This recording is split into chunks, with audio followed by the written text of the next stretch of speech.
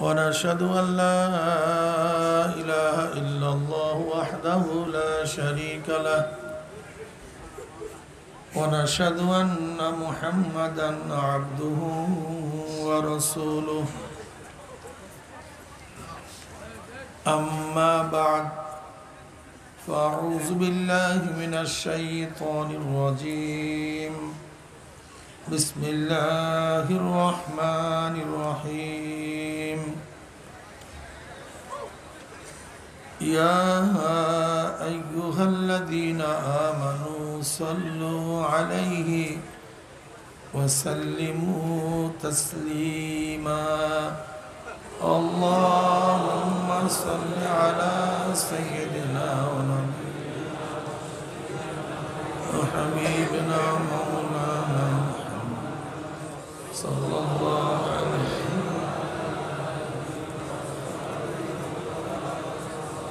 اللهم صدق الله مولانا العظيم وصدق رسول النبي الكريم আল্লাহ পাকের বান্দা জনাবে মুহাম্মদ রাসূলুল্লাহ সাল্লাল্লাহু আলাইহি ওয়াসাল্লামের উম্মতগণ,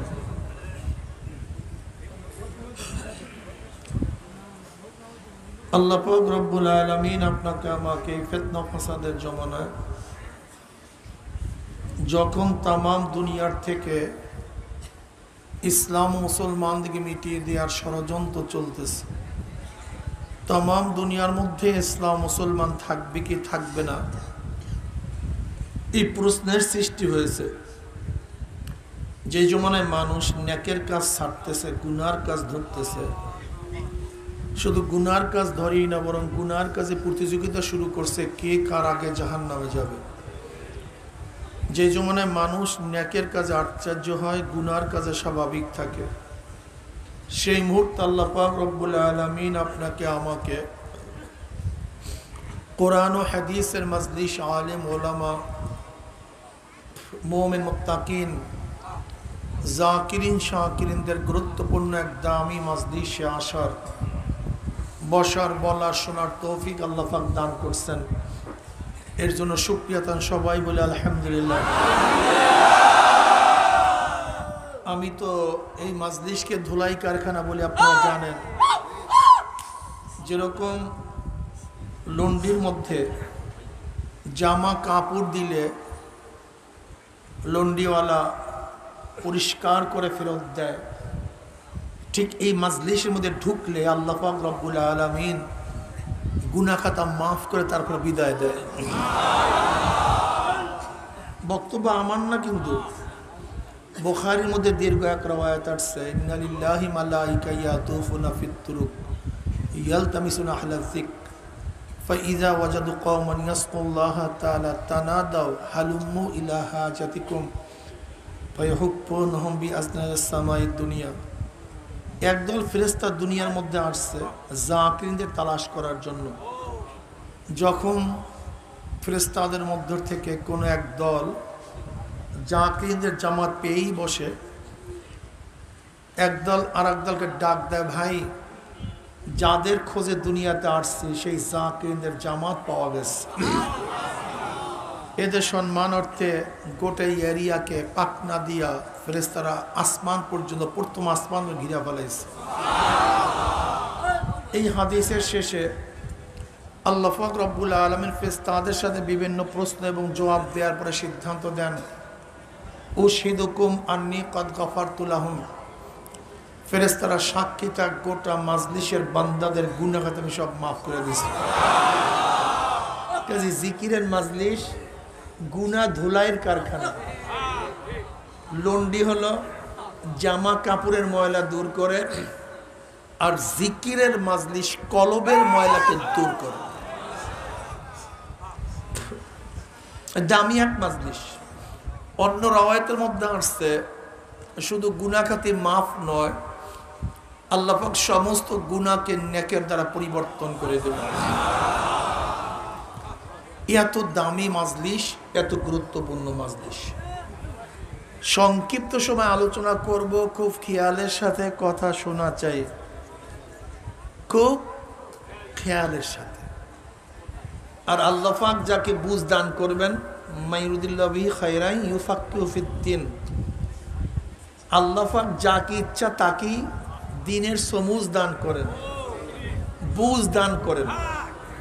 আল্লাহ পাক ইচ্ছা না করলে গোটা দুনিয়ার এমনকি নবীরা পর্যন্ত ইচ্ছা করলেই কাউকে দ্বীনের বুঝ দিতে পারে না।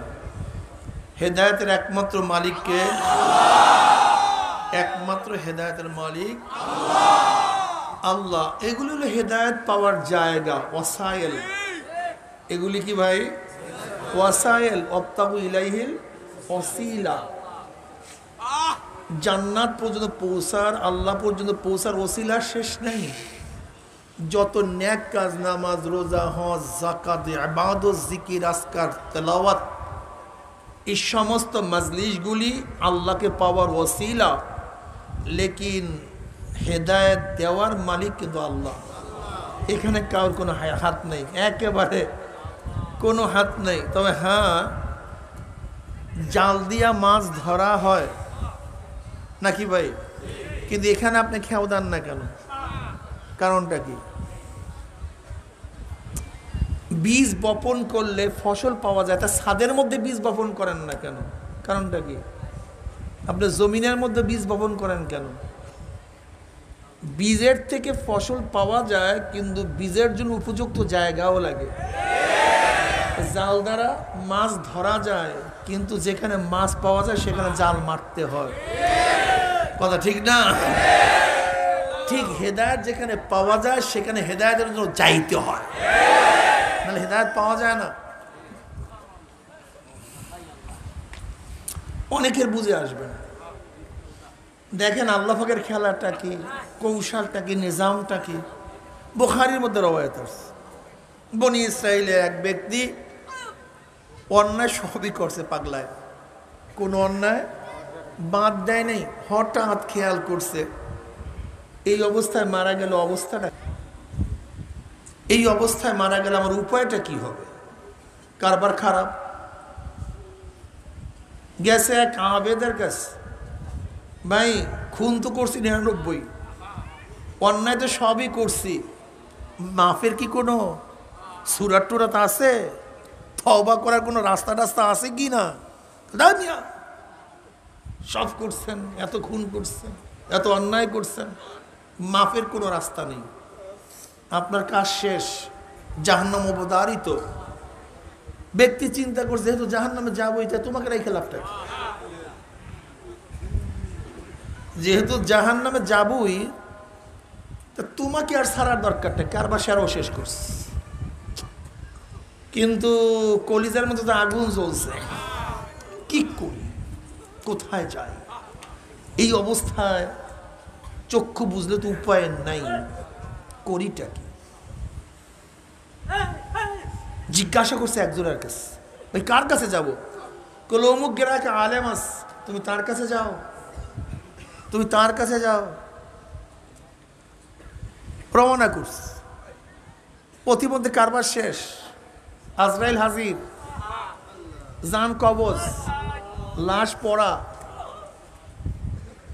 এখন জান্নাতের ফেরেশতারা আসছে, জাহান্নামের ফেরেশতারা আসছে। জান্নাতের ফেরেশতারা আসছে রূহ নেয়ার জন্য, জাহান্নামের ফেরেশতারা আসছে রূহ নেয়ার জন্য। জান্নাতের ফেরেশতারা বলতেছে যেহেতু তওবা করার জন্য রওনা করছে, মান আতানি ইয়ামশি আতাইতুহু হারওয়ালাতান, কাজে রূহ আমাদের। জাহান্নামের ফেরেশতারা বলছে রওনা করছে, তওবা তো করতে পারে নাই। যদি তওবা করতো তাহলে তো তোমাদেরকে রূহ দিতাম, কিন্তু আমরাও তো রূহ নেয়ার জন্য আসছি, না নিয়ে পারি না, কাজে রূহ আমাদেরকে দিয়ে দাও। ঝগড়া। উভয় দল বলতেছে ভাই আল্লাহর হুকুম পালন করার জন্য তো আসছি, আমাদের মধ্যে ঝগড়া করার কোনো দরকার নাই, আল্লাহ তো ফয়সালা দেওয়ার জন্য আসেন, আমরা তার কাছে যাই। উভয় আল্লাহর কাছে গেলেন। আল্লাহ পাক রব্বুল আলামিন ডাইরেক্ট তো বলতে পারতেন জান্নাতি না জাহান্নামী, বলতে পারতেন কি পারতেন না? আল্লাহ পাকের কৌশলটা কি, নিজামটা কি? বলে যা, ওই ব্যক্তি যেখানে মারা গেছে সেখান থেকে নিজের বাড়ির দিকেও জমিন মাপ দেয়, আলেমের বাড়ির দিকেও জমিন মাপ দেয়। যদি আলেমের বাড়ি নিকটে হয় তাহলে তওবার নিকটে, আর যদি নিজের বাড়ি নিকটে হয় তাহলে তওবার থেকে দূরে। যদি তওবার থেকে দূরে হয় তাহলে রুহু পাবে জাহান্নামের ফেরেশতারা, আর তওবার যদি নিকটে হয় তাহলে রুহু পাবে জান্নাতের ফেরেশতারা। নবী আলাইহিস সালাতু ওয়াস সালাম বলেন ফিলহাল ঘটনা এইভাবে ছিল, ওই ব্যক্তি যেখানে মারা গেছে সেখান থেকে নিজের বাড়ি কাছে ছিল, আলেমের বাড়ি দূরে ছিল। কিন্তু আল্লাহ পাক জমিনকে বলে জমিন আলেমের বাড়ির নিকটে হয়ে যা আর নিজের বাড়ি দূরে হয়ে যা। জমিন হুকুম পাওয়ার সাথে সাথে আলেমের বাড়ির দিকে নিকটে হয়ে গেছে, খিসিয়া গেছে, নিজের বাড়ির দিকে লম্বা হয়ে গেছে। ফেরেশতারাও মাপ দিস, দেখে আলেমের বাড়ি নিকটে, ফয়সালা অনুযায়ী রুহু জান্নাতে। আচ্ছা বলেন তো, আল্লাহ পাক জানতেন না এই ব্যক্তি কখন মারা যাবে? কথা বলেন না কেন? খুব ভালো মতো বুঝি, বুখারীর রওয়ায়াত বলছি, কিন্তু এটা গল্প কিসসা কাহিনী না, কিন্তু এটা বুখারী শরীফের রওয়ায়াত, এইভাবে আসছে। আমি বুখারীর মাফহুম শুনাইতেছি, কিন্তু এটা ভাবিয়েন না কোনো গল্প কিসসা কাহিনী। আল্লাহ পাক জানতেন না এই ব্যক্তি কখন মারা যাবে?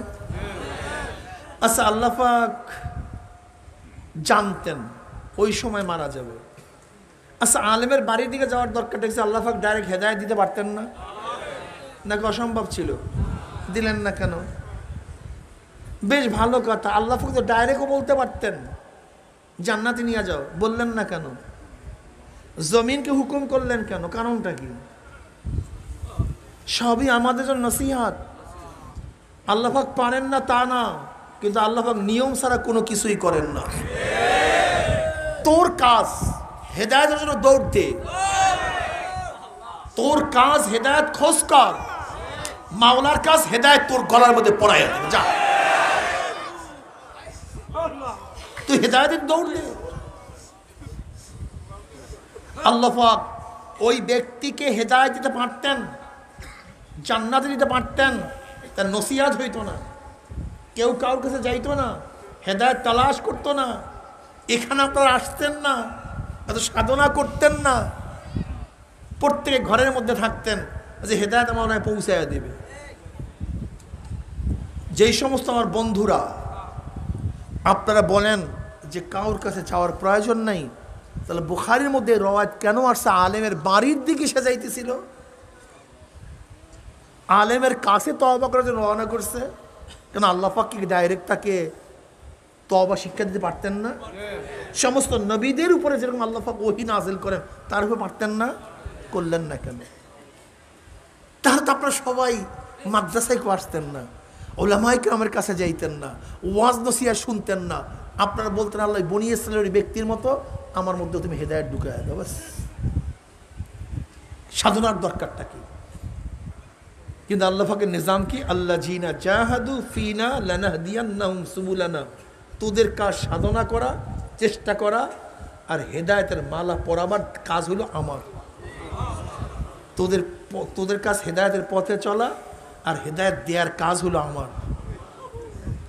আমাদের কাজ চেষ্টা সাধনা করা। কি কথা ঠিক না? তা যেহেতু ওই ব্যক্তি আলেমের কাছে যেতে পারে নাই, তওবা করতে পারে নাই, রওনা করছে খালেস নিয়াতে, এই কারণে যে আল্লাহ পাক তাকে হেদায়েতের মালা পরাতে পারেন। তাহলে আমরা তো অলরেডি চলে আসছি। আমরা যদি খালেস তওবা করতে পারি, তওবা করার মতো তওবা করতে পারি, ইল্লা মান তাবা ওয়া আমানা ওয়া আমিলা আমালান সালিহান ফাউলাইকা ইউবাদদিলুল্লাহু সাইয়্যাতিহিম হাসানাত ওয়া কানা আল্লাহু গফুরার রহিমা। যদি তওবা করার মতো তওবা করতে পারি, খালেস তওবা করতে পারি, আল্লাহ পাক শুধু গুনাহ মাফ করবেন না, আল্লাহ পাক সমস্ত গুনাহকে নেকের দ্বারা পরিবর্তন করবেন। যাই হোক, আমি যে আয়াত শরীফ তেলাওয়াত করি, ছোট্ট একখানা আয়াত, ইন্নাদ-দীনা ইনদাল্লাহিল ইসলাম, নিশ্চয়ই আল্লাহর কাছে মনোনীত ধর্ম, জোরে বলেন ইসলাম। আমি ধর্মের দ্বীনের তর্জমা কি দিয়া করছি? ধর্ম দিয়া। আল্লাহর কাছে একমাত্র মনোনীত ধর্ম কি ভাই? হ্যাঁ, ইসলাম। যদি কেউ মনে করেন হিন্দুরা হিন্দু অবস্থায় থেকেও, খ্রিস্টানরা খ্রিস্টান অবস্থায় থেকেও, এহুদিরা এহুদি অবস্থায় থেকেও, বৌদ্ধরা বৌদ্ধ অবস্থায় থেকেও, শিখেরা শিখ অবস্থা থেকেও জান্নাতে যেতে পারবে, এই ধারণা করার সাথে সেই আয়াতকে অস্বীকার করা জরুরি হয়ে যায়। আর কোরআনের একটা আয়াতকে কেউ অস্বীকার করলে সে আর মোমেন থাকে না, সে বেঈমান হয়ে যায়। কাজে আপনাকে অবশ্যই মনে প্রাণে বিশ্বাস করতে হবে, মুসলিম ব্যতীত, ইসলাম গ্রহণ করা ব্যতীত, বর্তমান আমার নবীর পরে, আমার নবী আসার পরে ইসলাম গ্রহণ না করলে, আমার নবীকে বিশ্বাস না করলে, ঈমান না আনলে, যত বড় ইবাদত করুক, ত্যাগ করুক, সে জান্নাতে যেতে পারবে না। বর্তমান নরম নরম কথা বলি আমরা, নরম নরম।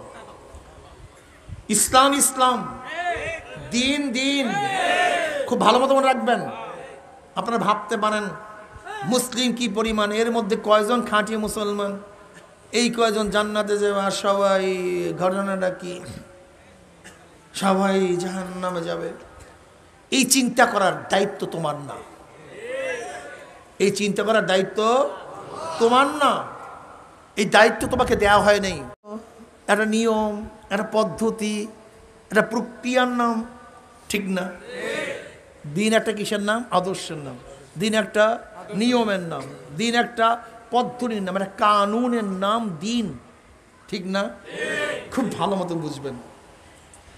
যেরকম কোনো ব্যক্তির পেশা শিক্ষকতা না, তাকে যদি আপনি শিক্ষক বলেন, আপনার আপত্তি আছে কি নেই? কোনো ব্যক্তির পেশা ড্রাইভারই না, তাকে ড্রাইভার বললে আপনার আপত্তি আছে কি নেই? কোনো ব্যক্তির পেশা আইন ব্যবসা না, তাকে উকিল বললে আপনার আপত্তি আছে কি নেই? কারণটা কি? এই ব্যক্তি এই পেশা করে না, আপনি তাকে সেইভাবে সম্বোধন কেন করলেন? যে ব্যক্তি ড্রাইভার তাকে ড্রাইভার বলতে হবে, যে ব্যক্তি আইনবেত্তা তাকে উকিল বলতে হবে, যে ব্যক্তি চিকিৎসা করে না তাকে ডাক্তার বলে সবাই আপত্তি। কি কথা ঠিক না? এবার বলেন তো, চিকিৎসা না করলে ডাক্তার বলতে আপত্তি, আইন ব্যবসা না করলে উকিল বলতে আপত্তি, কেউ ড্রাইভারই না করলে ড্রাইভার বলতে আপত্তি, তো ইসলাম অনুযায়ী যদি কেউ না চলে তাকে মুসলমান বলতে আপত্তি করেন না কেন? কারণটা কি? এখানে আপত্তি নাই কেন? কেন? অবশ্যই আপনাকে আপত্তি করতে হবে। তুই ইসলাম অনুযায়ী চলস না, তোকে মুসলমান বলবো না। তুই ইসলাম অনুযায়ী চলস না, তোর জানাজা মুসলমানরা দিবে না। তুই ইসলাম অনুযায়ী চলস না, তোর সাথে মুসলমানদের মেয়ের বিবাহ হবে না। তুই ইসলাম অনুযায়ী চলস না, না মুসলমানদের কবরস্থানে তোকে দাফন করবো না। তুই ইসলাম অনুযায়ী চলস না, না তোকে মসজিদে ঢুকতে দেওয়া হবে না। তুই ইসলাম অনুযায়ী চলস না, মুসলমানদের কোনো ক্রিয়া অনুষ্ঠানে, কোনো কৃষ্টি কালচারে তোকে কোনো অবস্থায় প্রবেশ করতে দেয়া হবে না। কিন্তু এই কথা তো আমাদের মধ্যে নাই। এর কারণটা কোথায়? এর কারণটা কি জানেন? ব্রিটিশ যখন এদেশ দখল করছে, দখল করার পরে মুসলমানদের মধ্যে দুইটা পয়েন্টে ভাগ হয়ে গেছে। একটা হলো ইসলাম আগে না মুসলিম আগে, না মুসলিম আগে না ইসলাম আগে। অনেকেই বুঝেননি, মারাত্মক প্রশ্ন। ইসলাম আগে না মুসলিম আগে, মুসলিম আগে না ইসলাম আগে। কেউ বলতে চায় যে স্যার সৈয়দ আহমদ সেই গ্রুপে চলে গেছে যে আগে মুসলমান তারপর ইসলাম, আর আহলে দেওবন্দ, আকাবির দেওবন্দ, তারা চলে গেছে আগে ইসলাম তারপরে মুসলমান। তার মানে কি? মুসলিম একটা জাতি, একটা জাতি, কথা ঠিক না? জাতিটা হইল কেন? ইসলাম পালন করার কারণে। এখন তার ইসলাম না থাকে তো এই মুসলিম জাতির অস্তিত্ব থাকার লাভটা কি, দরকারটা কি? এর জন্য আহলে দেওবন্দ বলতেছে ইসলাম না থাকতে মুসলিম জাতির কোনো প্রয়োজন নাই। আর যারা দুনিয়ার লালস, দুনিয়ামুখী, তারা বলছে ইবাদত, মুসলমানদের কৃষ্টি কালচার কিছু থাকুক অথবা নাই থাকুক, বাস অন্যান্য জাতি যেরকম বেঁচে আছে আমাদেরকে বেঁচে থাকতে হবে। কাজী ইসলামের কৃষ্টি কালচার কিছু না থাকুক, নামাজ, রোজা, দাড়ি, হজ, যাকাত, ইবাদত কোনো কিচ্ছু না থাকুক, কোনো আপত্তি নেই। আমরা মুসলিম জাতি, এতটুকুই আমাদের যথেষ্ট। এর জন্য দেখছেন হাজারো মুসলিম লীগ যারা করত, লীগ তো করতো মুসলিম লীগ, কিন্তু নামাজ জানতো না। লীগ তো করতো মুসলিম লীগ, মাথার মধ্যে টুপি ছিল না। লীগ তো করতো মুসলিম লীগ, চেহারার মধ্যে দাড়ি ছিল না। লীগ করতো মুসলিম লীগ, কলেমা জানতো না। আপনাদের জানাই নেই। আপনি কি জানেন লিয়াকত আলী সাহেব ঈদের নামাজ পড়ার সময় রুকুতে গেছে, রুকুর থেকে ওঠার বলো হোয়াট ক্যান আই ডু, এরপর আমি কি করব? মুসলিম লীগের দায়িত্বশীল লিয়াকত প্রাইম মিনিস্টার, বুঝেন আপনি অবস্থা। কারণটা কি? মুসলিম না ইসলাম, মুসলিম না ইসলাম। এর জন্য তারা মুসলিম, ইসলামের দরকার নেই। আমি মুসলিম আছি এতটুকু যথেষ্ট। নামাজ জানি অথবা নাই জানি, রোজা জানি অথবা নাই জানি, পর্দা করি অথবা নাই করি, কলেমা শিখি অথবা নাই শিখি, কোরআন তেলাওয়াত করি অথবা নাই করি, আমি কোন গোষ্ঠী? মুসলিম গোষ্ঠী।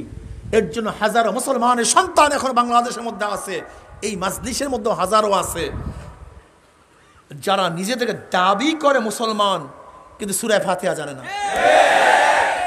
ওই একই পয়েন্ট, দাবি করে মুসলমান, কলেমা জানে না।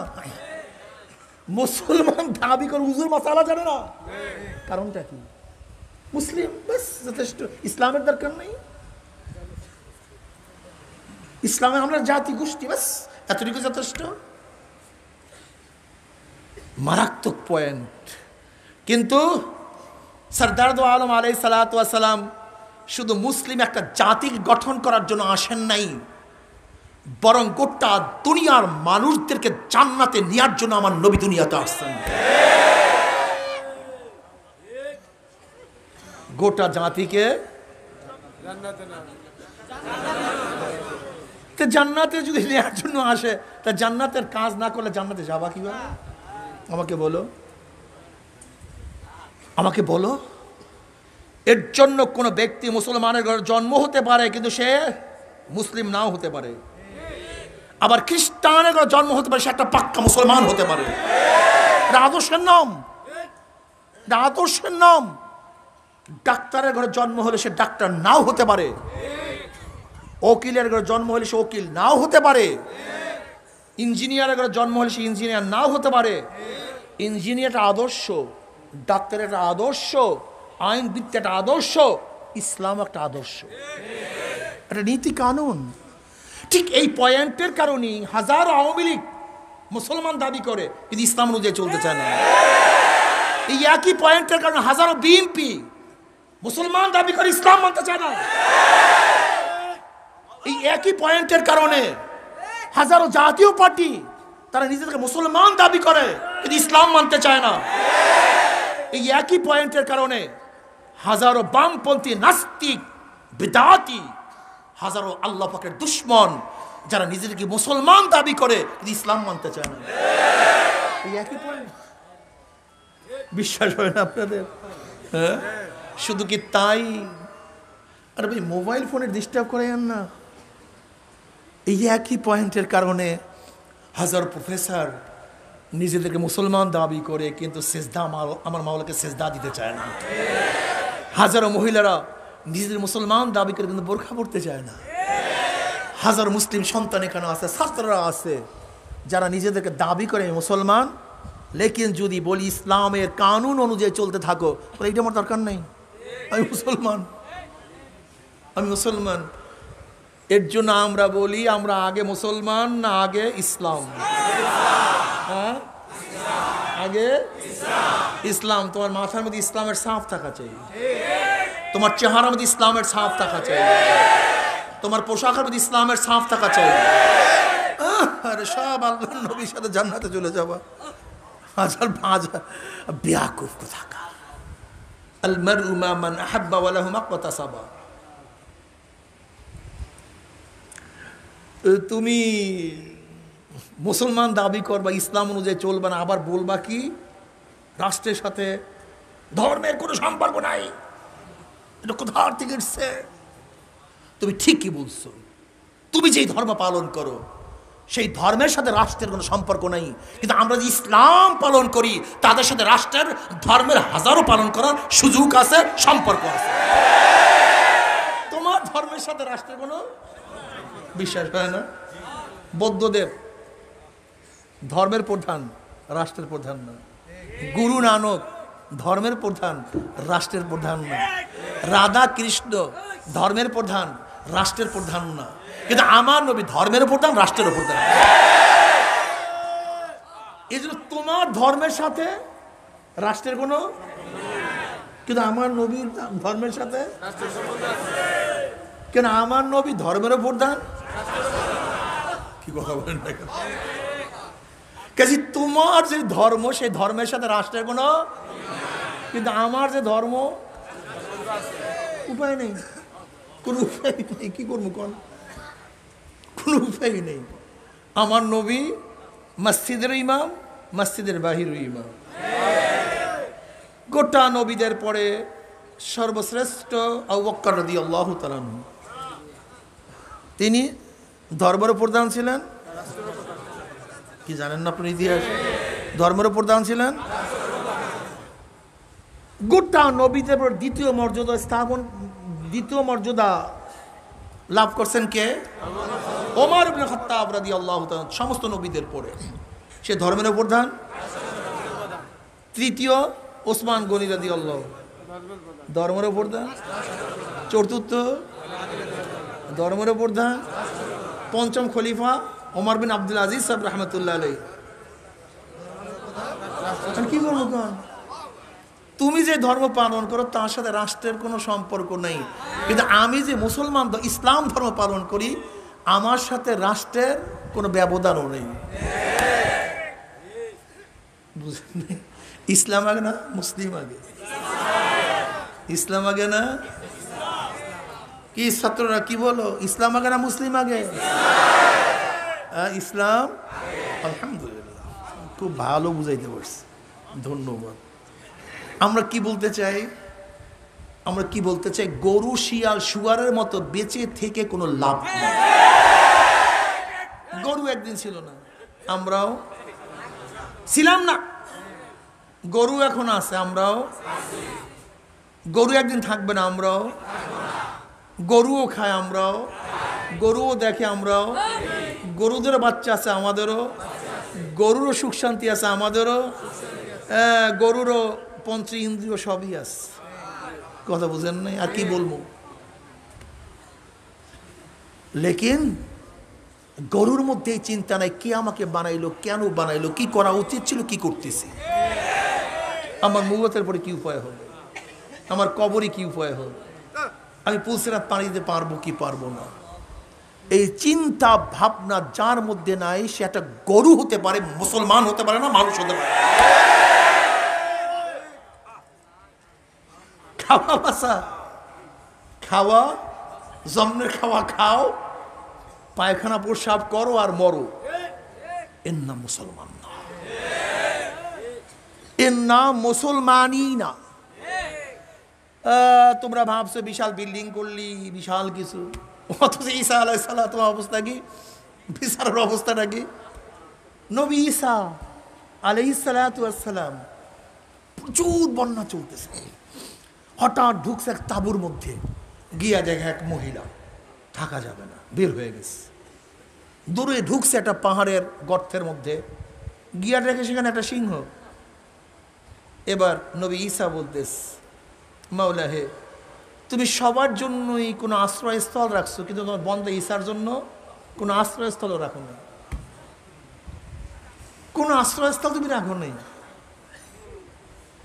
নবুয়তের কোনো কমতি নেই। কিন্তু আল্লাহ পাক কি বললেন জানেন নাকি? যখন বাঘের সিংহের পিঠে হাত দিয়া নবী ঈসা বলতেছে সবার জন্য আশ্রয়স্থল আছে, তোমার বন্ধে ঈসার জন্য কোনো আশ্রয়স্থল নেই। তাঁবুর মধ্যে মহিলা আশ্রয়, গুহার মধ্যে সিংহ আশ্রয়, কিন্তু তোমার বন্দা ঈসার আশ্রয়স্থল কই? তো নাই, ঘর বাড়ি কিচ্ছুই নাই। আল্লাহ বললেন শোন, টেনশন করিস না, আমি জান্নাতের মধ্যে আমার হাতে বানানো 100 হুরদের সাথে তোর বিবাহ দেব। একজন দুজন না। এবং অলিমার ব্যবস্থা আমি নিজে মাওলায় করবো। অলিমার টাইম কত? 4000 বছর। কত হাজার বছর? ওই 4000 বছরের প্রতিটা দিনের লম্বা কত হবে? আরে না, দুনিয়ার সমান বয়স। এই দুনিয়ার যত বয়স, ওই 4000 বছরের প্রতিটা দিনের এই পরিমাণের বয়স হবে। অলিমা চলতে থাকবে। এরা দাওয়াত পাবে কারা? এই অলিমা দাওয়াত পাবে কারা? মজা এখানে। কি অলিমা খাইতে চান সবাই? আল্লাহর মধ্যে এইবার রাজি হয়ে যাও। খাইতে তো চাও, কিন্তু এরপরে যা বলবে সেটা শুনতে পারবে না তোমরা কেউ। আল্লাহ পাক আহ্বানকারীকে বলবে, ফেরেশতাকে বলবে, ফেরেশতারা আজকে আমি যে অলিমার মেজবান, আমি যে অলিমা খাওয়াবো, ঈসার অলিমা খাওয়াবো, সেই অলিমায় তাদেরকে দাওয়াত দাও যারা জাহিদুদ দুনিয়া, তারিকুদ দুনিয়া, যারা দুনিয়ার মধ্যে দুনিয়াকে তরক করছে, মুজাহেদা করছে, দুনিয়াকে বাদ দিয়া আমার মাওলাকে ধরার মতো ধরছে। আজকে তারাই ঈসার অলিমায় হাজির হয়ে যাবে। মজাটা কি? পারতেন না ঈসা আলাইহিস সালাতু দোয়া করিয়া সবকিছু করার জন্য? হযরত ঈসা আলাইহিস সালাতু একদিন এক জায়গা থেকে রওনা করছেন, যুবক চিনিয়া ফেলাইছে এটা ঈসা নবী। অমনি যুবক বলতেছে, আল্লাহ নবী ঈসা একটু আল্লাহর কাছে দোয়া করেন না, আল্লাহ পাক আমাকে 1 অণু পরিমাণ মোহাব্বত দান করেন। কয় অণু পরিমাণ? ঈসা আলাইহিস সালাম বলতেছে না 1 অণু পরিমাণ মোহাব্বত তুমি সহ্য করতে পারো না। 1 অণু পরিমাণ মোহাব্বত তুমি সহ্য করতে বলতে অর্ধেক দেন, অর্ধেকের দোয়া করেন। আল্লাহ নবী ঈসা অর্ধ অণু পরিমাণ মোহাব্বতের দোয়া করিয়া চলিয়া গেলেন। অনেক দিন পর সেই পথ থেকে রওনা করার সময় নবী ঈসা আলাইহিস সালাম ইচ্ছা হইল যে যুবকের জন্য দোয়া করলাম সেই যুবকের অবস্থাটা কিন্তু দেখি। গ্রামের লোক জিজ্ঞাসা করছে, ভাই অমুক যুবকটা কোথায়, অমুক যুবকটা কোথায়? বলতেছে সে তো নাই। কলে কোথায়? কলে খুঁজিয়া পাই না। খুঁজিয়া দেখেন ঈসা আলাইহিস সালাম অনেক খোঁজাখুঁজি করার পরে পাইতেছেন। এবার আল্লাহর কাছে বলছে, মাওলা আমি সেই যুবকটার সাথে মোলাকাত করতে চাই, দেখা করতে চাই। কলে যা, ওই পাহাড়ের মধ্যে আছে। নবী ঈসা আলাইহিস সালাম গেলেন, গিয়া দেখেন যুবক এক পাথরের উপর দাঁড়ানো অবস্থা আসমানের তাকায় আছে। তাকান। নবী ঈসা আলাইহিস সালাম সালাম দিলেন, আসসালামু আলাইকুম। সালামের জবাব নেই। আবার সালাম দিলেন, আসসালামু আলাইকুম, আমি ঈসা, জমানার নবী ঈসা আসছি। কোনো খবর নেই। এবার মাওলা পাক বললেন, ঈসা রে, যার কলবের মধ্যে আমার অর্ধ রেণু পরিমাণ মোহাব্বত ঢুকছে, সে আমার বাহিরে আর কাউর পরিচয় তার অন্তরে থাকতে পারে না। আমার বাহিরে কাউর পরিচয় তার অন্তরের মধ্যে থাকতে। শোনো, আসলে মূল ব্যাপারটা কি? মূল ব্যাপারটা হলো যারা দুনিয়াকে প্রাধান্য দেন, দুনিয়া দুনিয়া দুনিয়া দুনিয়া। এই চুপ করেন, ঘুম থেকে ওঠেন, দুনিয়া, ব্যবসা বাণিজ্য, চাকরি নাকরি, বাস করতে করতে ঘুমাইয়া পড়লেন। আবার ঘুম থেকে উঠিয়া একই কাজ, আবারও করতে করতে বয়স 30, বয়স দাড়ি পাকিয়া গেছে। চোখের পাওয়ার দুর্বল, হাত নড়বড়ে, বন্ধুরাও বিদায়ের পথে। হিসাব মিলানো যায় না। কবে জন্ম হইলাম, কবে দাঁত উঠল, কবে দাঁত পড়লো, আবার কবে দাঁত উঠছে, কবে কোন তারিখের থেকে চেহারার মধ্যে দাড়ি উঠছে, আবার কবে কোন তারিখের থেকে কাঁচা দাড়ির মধ্যে কোন রং তুলি সাদা রং লাগানো শুরু করছে, কে চোখের পাওয়ার হরণ করতে আছে, কে শরীরকে ঝুঁকাইয়া ফেলাইতে আছে। এক মুরব্বী লাঠি ভর দিয়ে হাঁটতেছে, গুজা দিয়ে লাঠি ভর দিয়ে হাঁটতেছে। যুবকরা প্রশ্ন করছে, বুড়া কি খোঁজো, কি খোঁজ করতে আসো? এবার বুড়া করুণ দৃষ্টিতে যুবকদের দিকে তাকায় বলতে আছে, এই রাস্তায় হাঁটতে হাঁটতে আমার যৌবন হারাইয়া ফেলাইছি, এই রাস্তায় চলতে চলতে আমার যৌবন হারাইয়া ফেলাইছি, এই পথের থেকে জীবনবার বাজারে গেছি, এই পথ থেকে জীবনবার শহরে গেছি, তখন ছিলাম ছোট, আজকে আমি গুজা দিয়া ঠক ঠক করিয়া হাঁটি, যৌবন হারাইয়া ফেলাইছি, কিন্তু এত খোঁজা খুঁজি যৌবন তার খুঁজিয়া পাবো না। আল্লামা রুমি রহমাতুল্লাহ আলাইহি প্রত্যেকটা সময়ের কত সুন্দর উদাহরণ দিস। এক শিকারী শিকার করার জন্য গেছে, চমৎকার উদাহরণ, চমৎকার।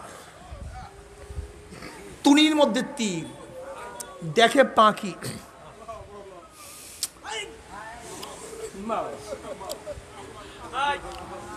তুনির থেকে তীর নেয়, ধাম ধাম পাখির গায়ে মারে, কিন্তু পাখি তো পড়ে না, বার বার বার বার মারতে মারতে তীর শেষ।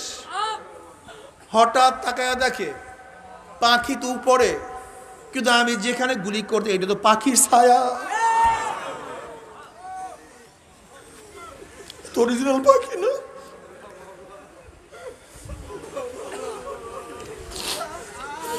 কিন্তু আর কি করবে, তীর তো আর নাই।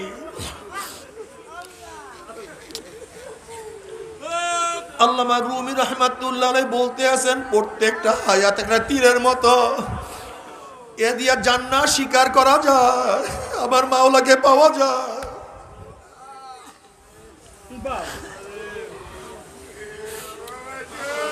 কিন্তু দুনিয়ার ছায়ার পিছনে হায়া শেষ করিয়া ভালাইতে আছি, দুনিয়ার ছায়ার পিছনে হায়া শেষ করতে করতে করতে করতে যখন মৃত্যুর পিছনে হঠাৎ শুইয়া পড়ব, আজরাইল হাজির হইয়া যাবে।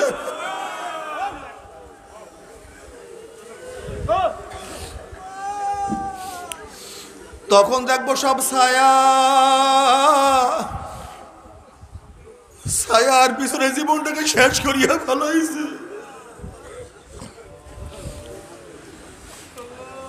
কিন্তু কোনো কাজ হবে না। আল্লাহ, আমার যুবক বাবারা সময় চলিয়া যাইতে আছে, সময় চলিয়া যাইতে আছে। কোথায় রওনা করছো, কি নিয়ে রওনা করছো? হাসিবু ক্বাবলা আন তুহাসাবু, খবরদার তোমার কাছে হিসাব নেওয়ার আগে তোমাকে হিসাব নাও। দেখো তোমার নামাজ পড়ার সংখ্যা বেশি, নামাজ কাজার সংখ্যা বেশি। দেখো তোমার রোজা রাখার বয়স বেশি না রোজা কাজার বয়স বেশি। তুমি দেখো দাড়ি কাটছো কত বছর রাখছো।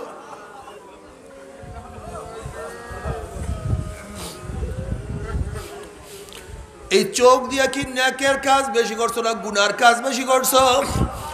এই কান দিয়া কি নেকের আওয়াজ বেশি ঢুকাইছো না গুনার আওয়াজ বেশি ঢুকাইছো? এই জবান দিয়া কি নেকের কাজ বেশি করছো না গুনার কাজ বেশি করছো? এই হাত দিয়া কি নেকের কাজ বেশি করছো না গুনার কাজ বেশি করছো? কত সুদ গ্রহণ করছো? এই হাত দিয়া কত ঘুষ গ্রহণ করছো? এই হাত দিয়া কত মদ স্পর্শ করছো? এই হাত দিয়া কত গাঁজা সেবন করছো?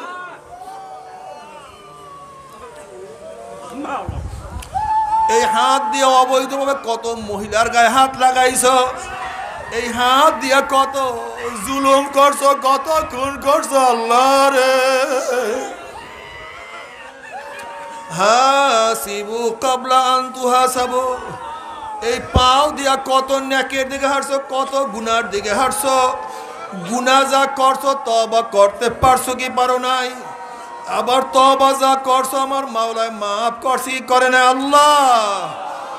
খবরদার হিসাব নিকাশ না মিলাইয়া কেউ মৃত্যুর বিছানায় শুইও না।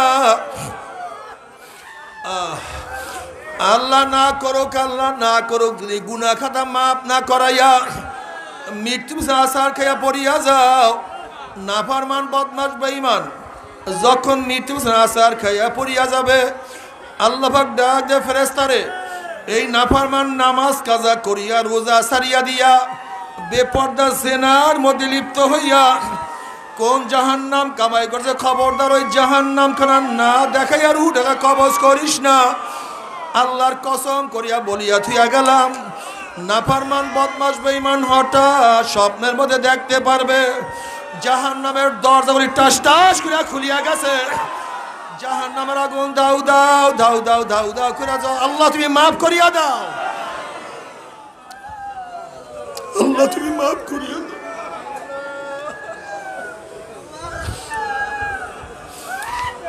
বাবারে বিপদ দেখলে মানুষের হুঁশ থাকে না।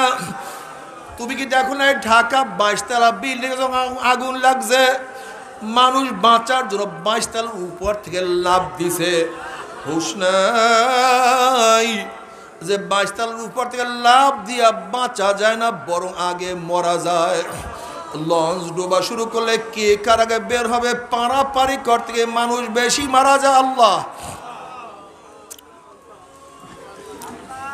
বিপদ দেখলে মানুষের হুঁশ থাকে না। আরে আল্লাহ তুমি মাফ করিয়া দিও। নাফরমান বদমাশ বেঈমান দেখবে, আল্লাহ তুমি মাফ করিয়া দাও। আল্লাহ আজরাইলের মাথা আসমানে পাওথার জমিনে এক হাত, মাসিক আর এক হাত মাগরিবে। নীল রঙের দিঘির মতো বড় বড় দুইটা চক্ষু, গোটা দুনিয়া বরাবর বিশাল একটা শরীর, আবার সমস্ত শরীরের মধ্যে লম্বা লম্বা কালো কালো পশম, আবার সমস্ত পশমের গোড়া দিয়া শুধু আগুনের সিল্কি বাইর হইতে আছে। এই অবস্থা দেখিয়া নাফরমান রূহ আর বাইর হইতে চাইবে না। করুণ দৃষ্টিতে আজরাইল আলাইহিস সালামের দিকে তাকায়া বলবে, ভাই আজরাইল, আমার বয়স তো মাত্র 16, আমার বয়স তো মাত্র 18, আমি তো মাত্র মেট্রিক পরীক্ষা দিলাম, এই তো পরীক্ষা দিলাম। আমি মনে মনে কত স্বপ্ন লালন করতাম, আমি বিসিএস ক্যাডার হব, আমি ডিসিএসপি সচিব, প্রধান বিচারপতি, প্রধান সেনাপতি, ঢাকায় বাড়ি থাকবে, গাড়ি থাকবে, বিদেশে সেকেন্ড হোম বানাবো, আমাকে মানুষ কত সম্মান কত ইজ্জত করবে। কিন্তু ছাত্র জীবনে তুমি আমার সামনে হাজির হয়ে যাবা, আমি কোনোদিন কল্পনা করতে পারি নাই। এ আমার 10-এর ছাত্র বাবারা, 9-এর ছেলেরাও কি দুনিয়ার থেকে বিদায় হয় নাই? এ আমার 9-এর ছাত্র বাবারা, 8-এর ছেলেরাও কি দুনিয়ার থেকে বিদায় হয় নাই? এ আমার 8-এর ছাত্র বাবারা, 7-এর ছেলেরাও কি দুনিয়ার থেকে বিদায় হয় নাই? এ বাবা, তুমি কি তোমার সন্তানের লাশ কাঁধের মধ্যে নাও নাই? এ দাদা, হে নানা, তুমি কি তোমার নাতির জানাজা উপস্থিত হও নাই? তুমি কি তোমার নাতির জানাজা উপস্থিত হও নাই? এ বড় ভাই, তুমি কি তোমার ছোট ভাইকে চিরতরে কবর দিয়ে আসো নাই? এ বন্ধু, তোমার বন্ধুকে কি বিদায় দাও নাই? বাবা রে, তুমি কেন খেয়াল করো না? আসার সিরিয়াল আছে, যাওয়ার কোনো সিরিয়াল নাই। আম পাকার সময় আছে, কাঁঠাল পাকার সময় আছে, রাত্র হওয়ার সময় আছে, দিন হওয়ার সময় আছে, পরীক্ষার রেজাল্ট বের হওয়ার সময় আছে, মৃত্যুর কোনো সময় না।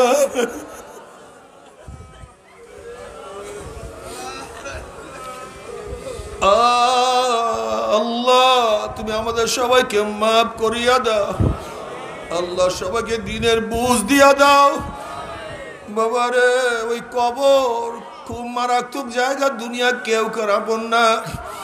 তুমি কি দেখো নাই ফেনীর এক ব্যক্তি পেট্রোল পাম্পে কাজ করিয়া বহুত খাটনি করিয়া চেষ্টা করিয়া দোতলা ছোট্ট একটা বিল্ডিং করছে।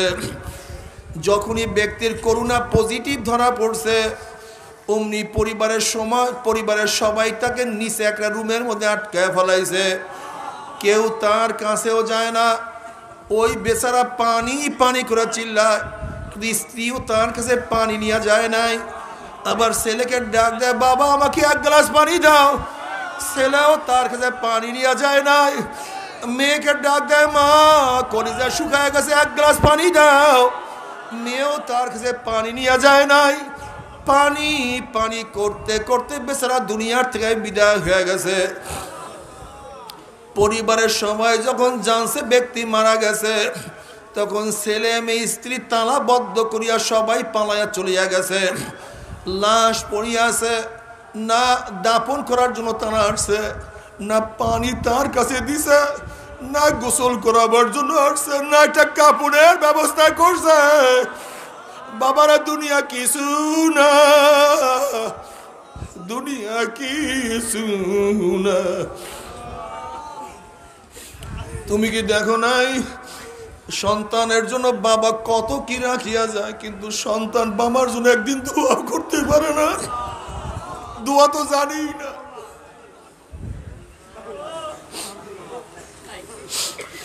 এক বড় ব্যারিস্টার তার বাবার জানাজা উপস্থিত হয়ে গেছে, কিন্তু এত কান্না শুরু করছে, কানতে কানতে অস্থির, কান্না থামে না। সবাই ভাবছে মনে হয় বাবার জন্য খুবই মায়া। অনেকক্ষণ কান্নার পরে যখন কান্না স্বাভাবিক হয়েছে তখন বলতে আছে, আপনার মনে হয় বাবার জন্য খুবই মায়া, এর জন্য এত বেশি কান্নাকারি করতে আছেন। বলে হ্যাঁ তা তো ঠিকই আছে, বাবার জন্য মায়া তো আছে, কিন্তু এত কান্না বাবার মায়ার কারণে না, ভিন্ন একটা কারণে। তা আবার কি কারণ? বলে দেখো আমি লন্ডন থেকে ব্যারিস্টারি পাশ করিয়ে আসছি, বহু শিক্ষা অর্জন করছি, কিন্তু আজকে বাবার জানাজায় দাঁড়ায় গেছি, কিন্তু জানাজার দোয়া পড়তে পারি না।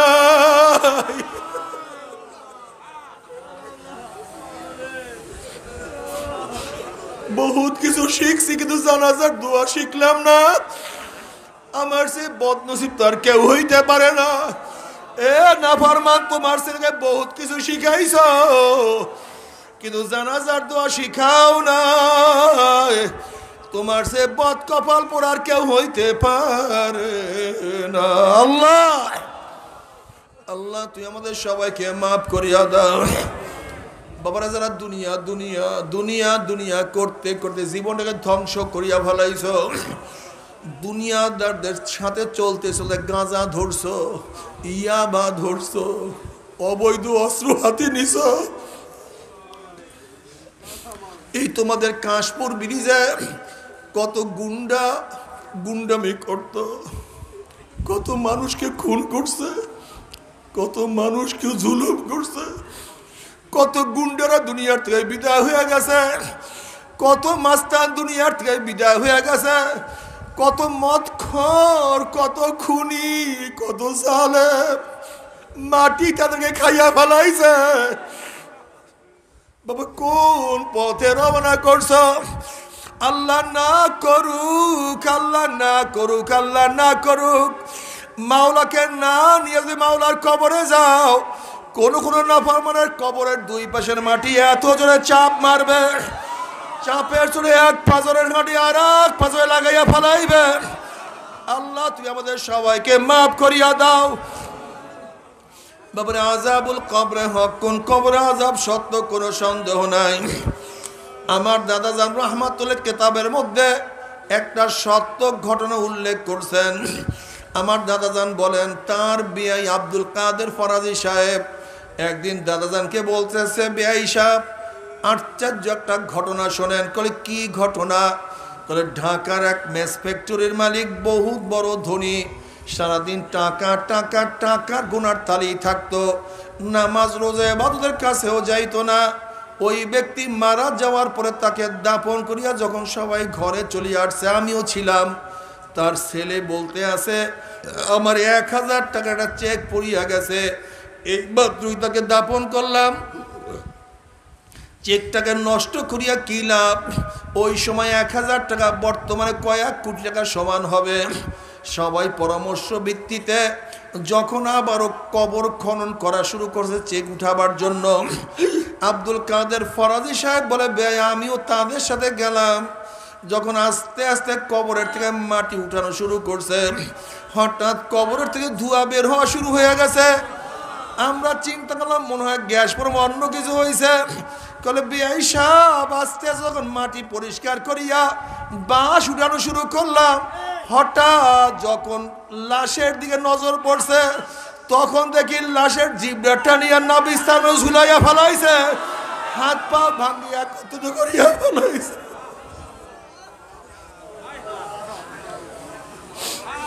এই অবস্থা যারা দেখছে সবাই চিল্লান দিয়া বেহুশ হইয়া পড়িয়া গেছে। 6-7 দিন পর্যন্ত খানা খাইতে পারি নাই। বাবার এরপর কি বুঝে আসবে না? এরপর কি ইবাদত বাবা ধরবা না? আল্লাহ ও আমার বাবারা, তোমার সে কত ছোট মানুষ, ও বড় ভাই, তোমার ছোট ভাই তোমার মাওলার পাগল হয়েছে, তুমি কেন পারবা না? ও বাবা, তোমার সন্তান আমার মাওলার পাগল, তুমি বাবা হইয়া কেন পারবো না? আজকে দেখা করার সময় একটা ছেলে তার বাবাকে দেখাইয়া বলে, হুজুর বাবাকে বলে দাড়ি রাখিয়া দেয়। ছেলের চেহারার মধ্যে মাওলায় দাড়ি দিয়ে দিছে,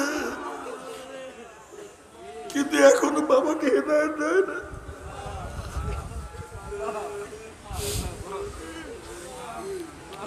বাবারে দুনিয়া কিছু না, দুনিয়া কিছু না। বড় লোক হও কিন্তু মাওলাকে নিয়ে বড় লোক হও, মাওলাকে ছাড়িয়া বড় লোক হইও না। শিক্ষিত হওয়া আপত্তি নাই, কিন্তু মাওলাকে নিয়ে শিক্ষিত হও, মাওলাকে বাদ দিয়া শিক্ষিত হইও না। বিল্ডিং বানা আপত্তি নাই, বিল্ডিং থেকে মাওলাকে নামাইয়া দিও না, মাওলাকে নিয়ে বিল্ডিং বানাও। দল করা আপত্তি নাই, ইসলামকে বাদ দিয়া দল করিও না, আমার মাওলার দলে নিয়া তারপরে দল করিও। ব্যবসা করা আপত্তি নাই, কিন্তু খবরদার ইসলামকে বাদ দিয়া ব্যবসা করিও না। পোশাক পরা আপত্তি নাই, ভালো খাওয়া আপত্তি নাই, চলাফেরা করা আপত্তি নাই, কিন্তু ইসলামকে বাদ দিয়া না, ইসলামকে নিয়া তারপর তোমাকে সামনে চলতে হবে। যদি ইসলামকে নিয়ে মাওলার কবরে যাইতে পারো, কবরটা জান্নাতের বাগিচা হইয়া যাবে। কিয়ামতের ময়দানে আমার মাওলায় আরশের নিচে জায়গা করিয়া দিবে। আল্লাহ কবুল করিয়া নাও। নবী আলাইহিস সালাতু ওয়াস সালাম নিজের হাত মোবারকে হাউজে কাউসারের পানি পান করাইয়া দিবে। আমার নবী পুসরাতের কিনারা দাঁড়ানো থাকবে, তার উম্মতরা পুসরাত পাড়ি দিয়া মাওলার জান্নাতে চলিয়া যাবে। আল্লাহ তুমি কবুল করিয়া নাও। ওয়া ইন মিনকুম ইল্লা ওয়ারিদুহা কানা আলা রাব্বিকা হাতমান মাকদিয়া সুম্মা নুনাজ্জিল লাযিনা তাকাও ওয়া নাযারুজ জালিমিনা ফিহা জিসিয়া। যদি মাওলাকে না নিয়া পুসরাত পাড়ি দিয়া শুরু করো, অমনি নাফরমান বদমাশ বেঈমান জালেমরা ঘুম খারাপ পুসরাতে পড়িয়া যাবে। আল্লাহ তুমি মাফ করিয়া দাও। 70 বছর পর্যন্ত পুসরাতের নিচে যাইতেই থাকবে, যাইতেই থাকবে, যাইতেই থাকবে। জাহান্নামের মধ্যে জাহান্নামীরা জ্বলতে জ্বলতে কলিজা শুকায়া যাবে, জিহ্বা শুকায়া যাবে, পানি পানি করে চিল্লাইতে থাকবে। আল্লাহ পাক ডাক দিয়ে ফেরেশতারে, এই নাফরমানকে দুনিয়াতে কত নেয়ামত আমি ভোগ করাইছি। ওয়া ইন তাউদ্দু নি'মাতাল্লাহি লা তুহসুহা। আমার এত নেয়ামত খাইয়া লইয়া যারা আমার হুকুম মানে নাই, ওই জাহান্নামীদের জন্য ঠান্ডা জাতীয় ঠান্ডা পানির ব্যবস্থা রাখি নাই। লা ইয়াযুকুনা ফিহা বারদান ওয়ালা শারাবা ইল্লা হামিমা গাসসাকা জাযাআন ওয়াফাকা। আমি ওদের জন্য গরম পুজ এবং গরম পানির ব্যবস্থা রাখছি। নবী আলাইহিস সালাতু ওয়াস সালাম ফরমান, ওই পানি এবং পুজ এত গরম হবে, যখন জাহান্নামের লোকের চেহারার সামনে পানি এবং পুঁজ নিয়ে আসা হবে, পানি এবং পুঁজের গরমে চেহারার চামড়াটা খুলিয়া জাফাত করে পড়িয়া যাবে, এরপরও পানির তৃষ্ণা মিটবে না। যখন ডক ডক করে পানি এবং পুঁজ গিলিয়া খাইয়া ফেলাইবে, পেটের মধ্যে গিয়া নারী বুড়ি সব জ্বালাইয়া পুরাইয়া গলাইয়া পিছনের রাস্তা দিয়া জুব জুব করে ফেলাইয়া দিবে। আল্লাহ পাক কালামে পাকের মধ্যে ফরমান লা ইয়ামুতু ফিহা ওয়ালা ইয়াহইয়া, মানুষ মরবেও না, মানুষ বাঁচবেও না, জীবন বাহির হবে কিন্তু বাহির হবে না। বাবারে সহ্য করতে পারবি? ওই জাহান্নামের এক সেকেন্ড আসব, কেউ তো সহ্য করতে পারবো না। তবে মুসলমান বলতে, মোমেন মুসলমান বলতে সবাইরই মনে চায় গুনার থেকে ফিরিয়া নেক আমল করিয়া মাওলার জান্নাত কিন্তু সবাইরই যাইতে মনে চায়। গুনাহ নিয়া মাওলার জাহান্নামে কাউরে কিন্তু যাইতে মনে চায় না। কিন্তু কেনই বা আমরা নেক আমল করতে পারি না, কেনই বা গুনার কাম ছাড়তে পারি না? এর মূল কারণ হলো আপনার এবং আমার পিছনে নফস এবং শয়তান লাগিয়া রইছে। এই নফস এবং শয়তান থেকে বাঁচার জন্য যে কোনো একজন হক্কানি আল্লাহর ওলির হাতে হাত দিতে হবে রে বাবা। খবরদার, বর্তমান জমানায় পীর মুরিদের নামে ভেজাল, শিরক, বেদাত, হিংসা, হাসাদে প্রদ হয়ে গেছে। সমস্ত আল্লাহর ওলির একমত, যেই পীরের 5 জন মুরিদের মধ্যে কম পক্ষে 3 জনকে দেখবা আলহামদুলিল্লাহ সুন্নাত মাফিক আমল আখলাক মজবুত হয়ে যাইতে আছে, গুনার কাম ছাড়তে আছে, নেকের আমল ধরতে আছে, কলব নরম হইয়া চোখে পানি আসতে আছে। বৃক্ষ তোর নাম কি, ফলে পরিচয়? আমি চরমোনাই বুঝি না, চরমোনাই দাওয়াত প্রশংসা প্রচার প্রসার করার জন্য আসি নাই রে বাবা। চরমোনায় যাওয়ার তোমার কোনো দরকার নাই, কোনো দরকার নাই, কোনো দরকার নাই। তুমি যার কাছে গিয়া পারো গুনার কাম সারো, নেকের আমল ধরো, কলব নরম করিয়া চোখে পানি নিয়া মাওলার কবরে যাইও। যেরকম দুনিয়ার ঘরে আগুন লাগলে পানি ছাড়া নিবানো যায় না, ঠিক তদ্রুপ তোমার এবং আমার গুনার দ্বারা যেই জাহান্নামের আগুন জ্বলিয়া রইছে, চোখের পানিও ছাড়া কিন্তু জাহান্নামের আগুন নিবানো সম্ভব না। গাজী বাবা আমার জন্য দোয়া চাই, আমিও দোয়া করি। সবাই সবার জন্য প্রাণ খুলিয়া দোয়া করো, যেন কিয়ামতের ময়দানে গলাগলি বাঁধিয়া মাওলা একসাথে জান্নাতে যাওয়ার তৌফিক দিয়া দেয়। আল্লাহুম্মা আমিন।